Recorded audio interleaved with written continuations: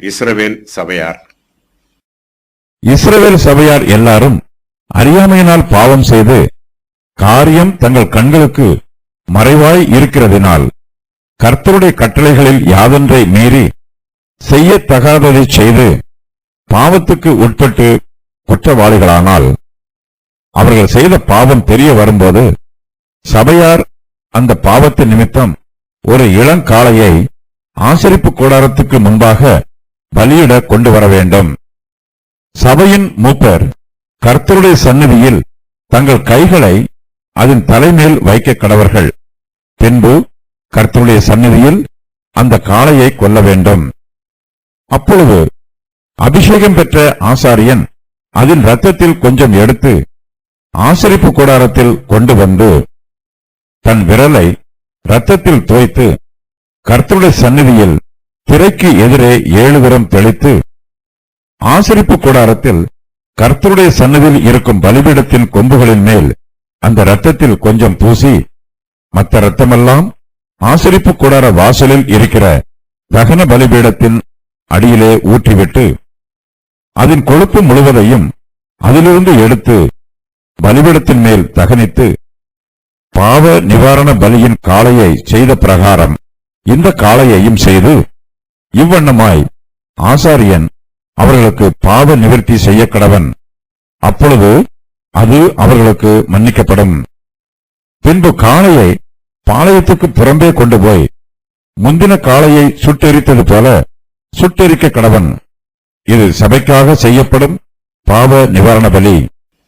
இஸ்ரவேல் சபையார் எல்லாரும் அறியாமையினால் பாவம் செய்து பாவத்திற்குட்பட்டு குற்றவாளிகளாகும்போது அவர்களுடைய பாவங்கள் நிவர்த்தி பண்ணப்படுவதற்காக கர்த்தர் பாவ நிவாரண பலியை நியமிக்கிறார். இஸ்ரவேல் சபையார் எல்லாருடைய பாவம் என்பது இஸ்ரவேல் தேசத்தாரின் பொதுவான பாவத்தை குறிக்கிறது.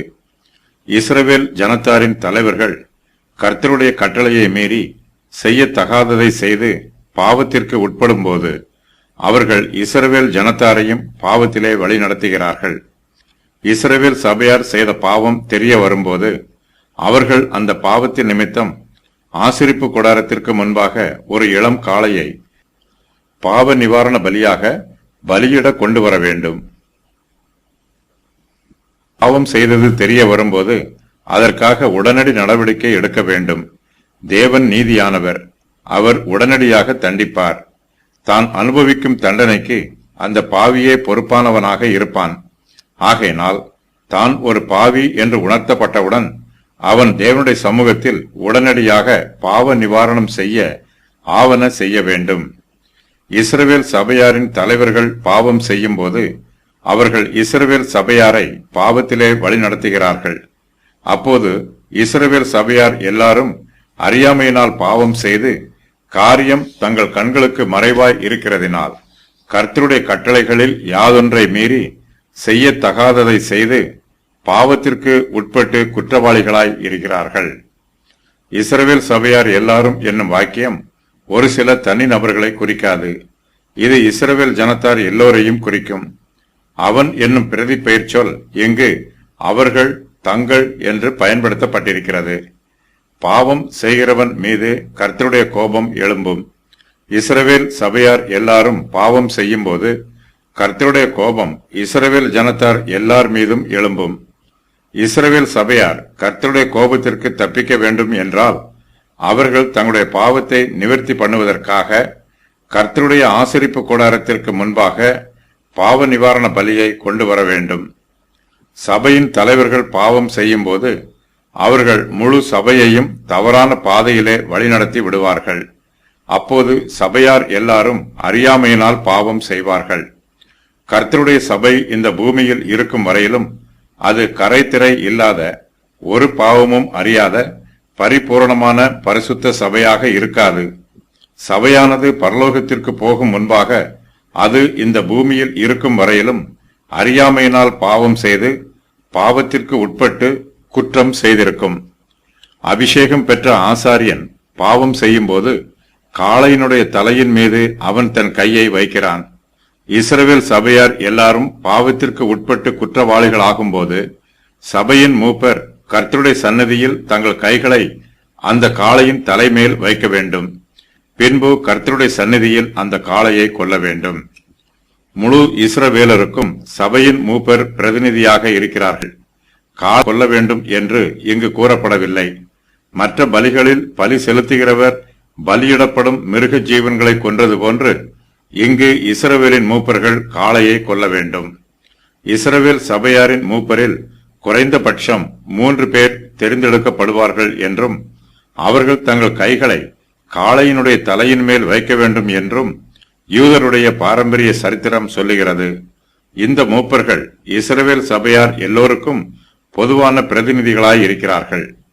அபிஷேகம் பெற்ற ஆசாரியன் கர்த்தருடைய சந்நிதியில் கொல்லப்பட்ட காளையின் இரத்தத்தில் கொஞ்சம் எடுத்து ஆசரிப்பு கூடாரத்தில் கொண்டு வந்து தன் விரலை இரத்தத்தில் தோய்த்து கர்த்தருடைய சந்நிதியில் திரைக்கு எதிரே 7 தரம் தெளிக்க வேண்டும். அபிஷேகம் பெற்ற ஆசாரியன் என்பது பிரதான ஆசாரியனை குறிக்கும். பிரதான ஆசாரியன் இளங்காளையின் இரத்தத்தை எடுத்து ஆசரிப்பு கூடாரத்திற்குள் கொண்டு வந்து கர்த்தருடைய சந்நிதியில் திரைக்கு எதிரே 7 தரம் தெளிக்க வேண்டும். திரைக்கு அடுத்த பக்கத்தில் உடன்படிக்கை பெட்டி இருக்கிறது. தெளிக்கப்படும் இடம் ஒருவேளை பொன் பலிபீடத்திற்கு முன்பாக உள்ள தரை பகுதியாக இருக்கலாம். அதன் பின்பு கொம்புகளின் மேல் அந்த இரத்தத்தில் கொஞ்சம் பூசி மற்ற இரத்தத்தை எல்லாம் ஆசரிப்பு கூடார வாசலில் இருக்கிற தகன பலிபீடத்தின் அடியிலே ஊற்றிவிட வேண்டும்.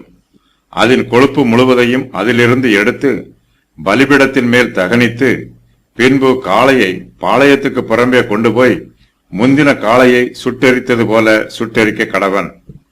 காளையின் இரத்தம் கர்த்தருடைய சந்நிதியில் திரைக்கு எதிரே ஊற்றப்படாமல் 7 தரம் தெளிக்கப்படுகிறது.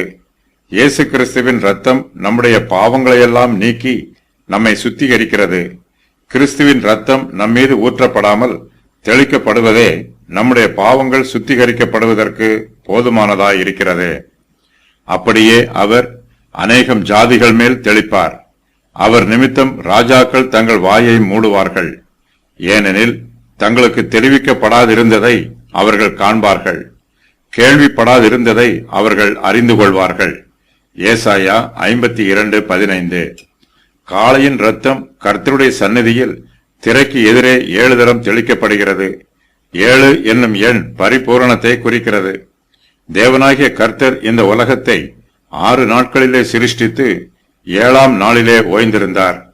7 தரம் தெளிப்பது என்பது இயேசு கிறிஸ்துவின் பரிபூரணமான கிருபாதார பலிக்கு அடையாளமாக இருக்கிறது. இயேசு கிறிஸ்துவின் இரத்தம் மனுஷருடைய ஆத்மாவை பூரணமாக சுத்தப்படுத்துகிறது. ஏனெனில் பரிசுத்தமாக்கப்படுகிறவர்களை ஒரே பலியினாலே இவர் என்றென்றைக்கும் பூரணப்படுத்தி இருக்கிறார். எபிரெயர் 10:14. அபிஷேகம் பெற்ற ஆசாரியன் ஆசரிப்பு கூடாரத்தில் கர்த்தருடைய சந்நிதியில் இருக்கும் பலிபீடத்தின் கொம்புகளின் மேல் அந்த இரத்தத்தில் கொஞ்சம் பூசி மற்ற இரத்தமெல்லாம் ஆசரிப்பு கூடார வாசலில் இருக்கிற தகன பலிபீடத்தின் அடியிலே ஊற்றி விடுகிறார். அபிஷேகம் பெற்ற ஆசாரியன் பாவ நிவாரண பலியாக செலுத்தப்பட்ட காளையின் கொழுப்பு முழுவதையும் அதில் இருந்து எடுத்து பலிபீடத்தின் மேல் தகனித்து பாவ நிவாரண பலியின் காளையை செய்த பிரகாரம் இந்த காளையையும் செய்ய வேண்டும். இவ்வண்ணமாய் ஆசாரியன் அவர்களுக்கு பாவ நிவர்த்தி செய்ய வேண்டும். அப்பொழுது அது அவர்களுக்கு மன்னிக்கப்படும். பின்பு காளையை பாளையத்துக்கு புறம்பே கொண்டு போய் முந்தின காளையை சுட்டெரித்தது போல சுட்டெரிக்க கடவன். இது சபைக்காக செய்யப்படும் பாவ நிவாரண பலி என்று கர்த்தர் சொல்லுகிறார். பாவ நிவாரண பலியாக செலுத்தப்பட்ட காளை கொல்லப்பட்டு அதன் இரத்தம் தெளிக்கப்படுகிறது. இதன் மூலமாக இஸ்ரவேல் சபையார் எல்லோருக்கும் பாவ நிவர்த்தி செய்யப்படுகிறது. அப்பொழுது அவர்களுடைய பாவம் அவர்களுக்கு மன்னிக்கப்படும் என்று கர்த்தர் சொல்லுகிறார். பாவ நிவர்த்தியின் வாக்குத்தத்தத்திற்கு பாவ நிவாரண பலி ஆதாரமாக இருக்கிறது.